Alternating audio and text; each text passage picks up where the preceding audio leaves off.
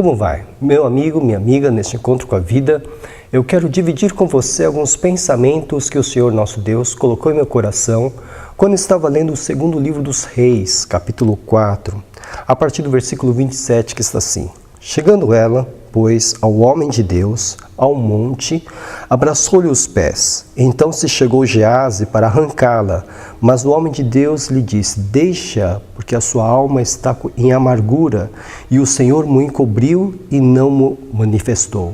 Disse ela: Pedi eu a meu senhor algum filho? Não disse eu: Não me enganes? Disse o profeta Geazi: Cinge os teus lombos, toma o meu bordão contigo e vai. Se encontrares alguém, não o saúdes, e se alguém te saudar, não lhe respondas. Põe o meu bordão sobre o rosto do menino. Esse pequeno trecho aqui de uma história maravilhosa. O profeta Eliseu, ele passava por uma cidade chamada Sunem, e ali ele era acolhido, hospedado por uma mulher rica, uma mulher daquela região. E aquela mulher, então, tendo cuidado para com o profeta Eliseu, mandou fazer um aposento, um quarto só para o profeta. E o profeta, então, se sentiu muito grato por todo o cuidado que estava recebendo daquela mulher. E perguntou a ela o que ela precisava, qual era a necessidade dela. Tudo isso está no capítulo 4 do segundo livro dos Reis.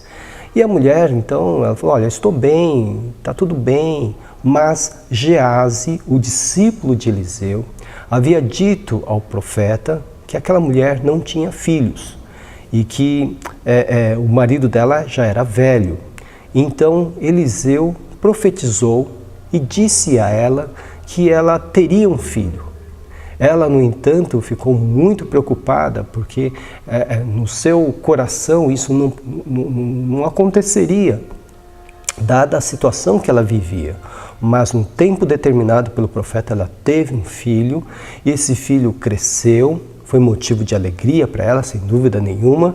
Esse menino cresceu e certo dia, estando no campo com o pai, ele teve uma forte insolação, muita dor de cabeça.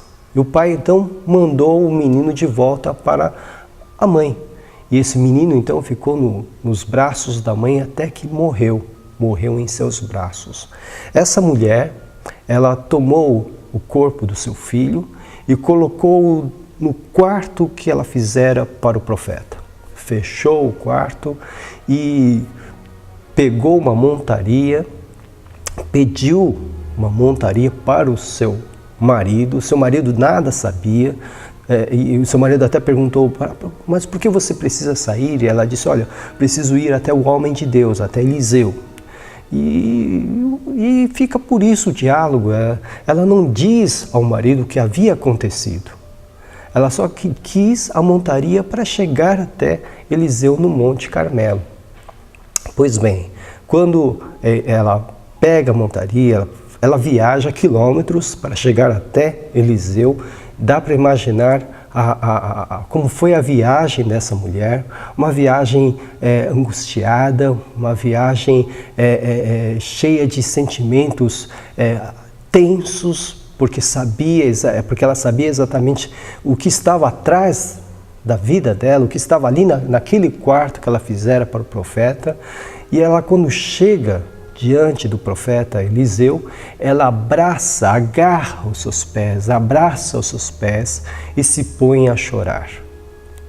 Meu amigo, minha amiga, essa história é extraordinária porque Deus havia dado um presente para aquela mulher e Eliseu havia profetizado isso. Agora, esse incidente, agora essa perda que fez com que aquela mulher fosse ao encontro do profeta.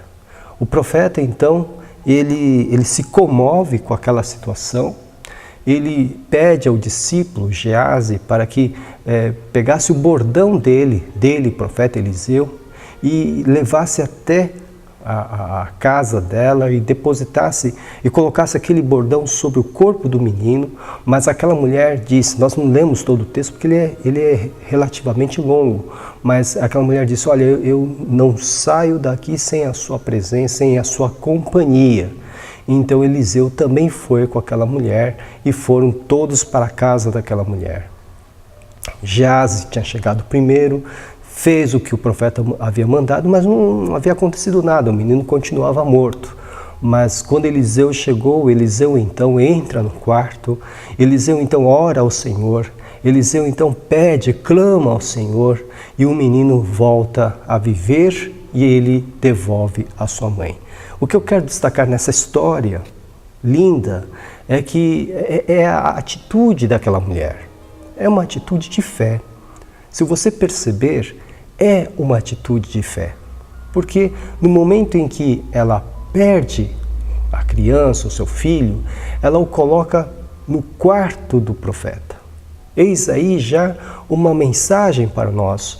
Tudo quanto nós sofremos, o motivo do nosso sofrimento deve ser depositado nas mãos do Senhor. Deve ser colocado diante do Senhor. O quarto do profeta representava exatamente isso, as mãos do Senhor. Ela o coloca ali, fecha o quarto e vai na direção do profeta. Ela não estava preocupada com a distância, ela não estava preocupada com o conforto da viagem, porque na verdade não havia conforto nenhum. Ela queria encontrar-se com o profeta.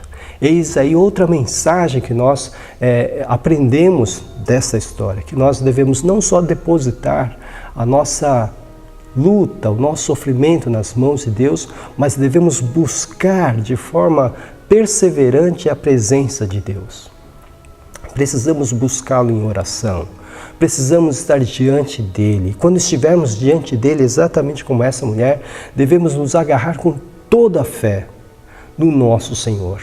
Agarrarmos os seus pés, isso de uma forma figurada, claro, mas nos agarrarmos de tal forma que nós só soltemos os seus pés quando nós nos sentirmos abençoados. Por isso, meu amigo, minha amiga, essa história é linda para mim, exatamente porque mostra a história de fé de uma mulher. Uma história de fé que deu, no final, foi um final feliz, porque ela teve ali a sua bênção recuperada.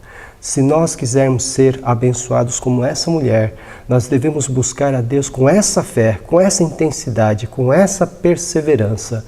Eu tenho absoluta convicção de que Ele responderá à nossa oração. Pense nisso. Nós somos a Igreja Batista em Vila Gerte, estamos situados na Rua Cavalheiro Ernesto Juliano, número 932. Nós temos cultos de segunda a quinta-feira, às 8 horas da noite, com destaque para terça-feira, às 2h30 da tarde, quando temos a nossa Tarde da Esperança, um culto onde realizamos grandes campanhas de oração.